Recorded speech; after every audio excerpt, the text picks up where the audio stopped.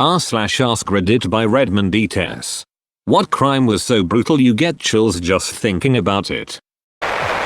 Albert Fish killed and ate a small child, then sent a letter to the mother describing the whole experience in detail. What happened to Junko Furuta will leave you hollow. Came here to say her name, glad she's remembered. You know what's fricked up? One of her murderers is free now on spewing stuff on Twitter acting like the victim. He even said it was a mistake he did in his teenage years, as if he didn't torture and murder someone. He has "if I die it was murder" in his bio. People posted his IP address and I don't know if he posted from an internet cafe or his home, but his IP was located 3 train stops away from where I lived in Japan. The murder of James Bulger, an English 2-year-old abducted, tortured, and murdered in 1993 by 2 10-year-old boys. I can't get that thing out of my head. For me it is the assault and attempted murder of Alison Bota. She was assaulted, disemboweled and was decapitated most of the way. She got herself up and roamed for a while before finding help, having to hold her intestines and head in place the whole time. It's not really the crime itself, but it's knowing how hard it must have been to do what she did to survive. The David Parker Ray's murders. The transcript of the tape he played for his victims was one of the hardest things I've ever read. The worst part about it is that he was never convicted of murder, as there was no solid evidence. He was convicted of kidnapping and torture. What Peter Scully did. You all might know him better as the guy that did Daisy's destruction. Please be wary of looking it up. Not the most brutal I've heard of, but one that affected my parents heavily.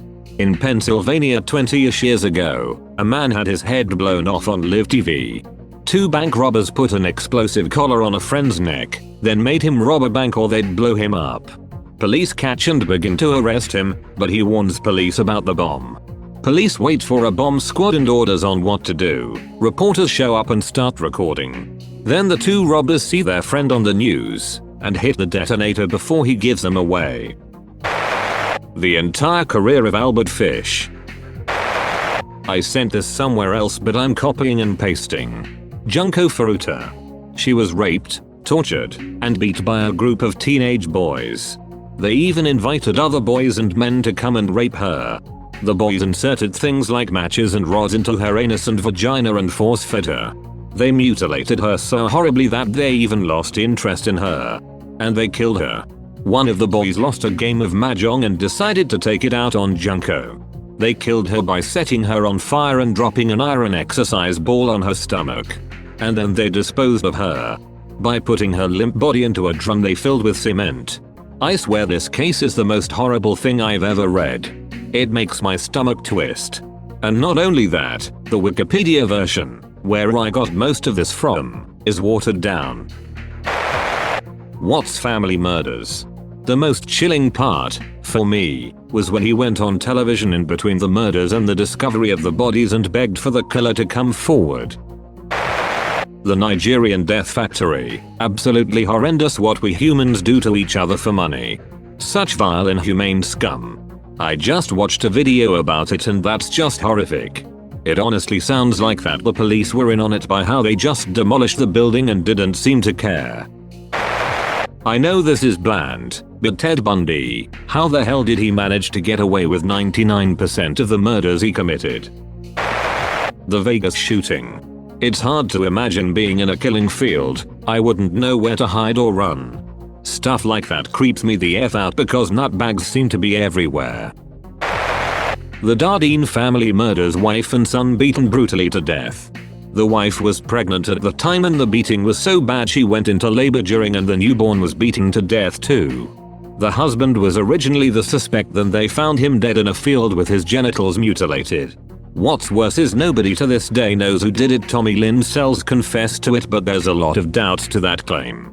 So basically we'll probably never know who it really was. Hinterkaifeck murders. Entire family killed in 1922 and still to this day, nobody knows who actually did it. Nobody survived. The chimney was smoking and the stove was on. Food was cooked, but nobody was alive. Evidence showed that the younger Kazilia had been alive for several hours after the assault. She had torn her hair out in tufts while lying in the straw. Official statement. Everything surrounding Jonestown. Once as a kid I caught a documentary about it on PBS, just straight over the antenna TV at maybe 8 p.m. and it was one of the most graphic things I've ever seen on TV. That's all folks. Thank you for watching. If you like videos like this one, why not like and subscribe for more? Have a nice evening.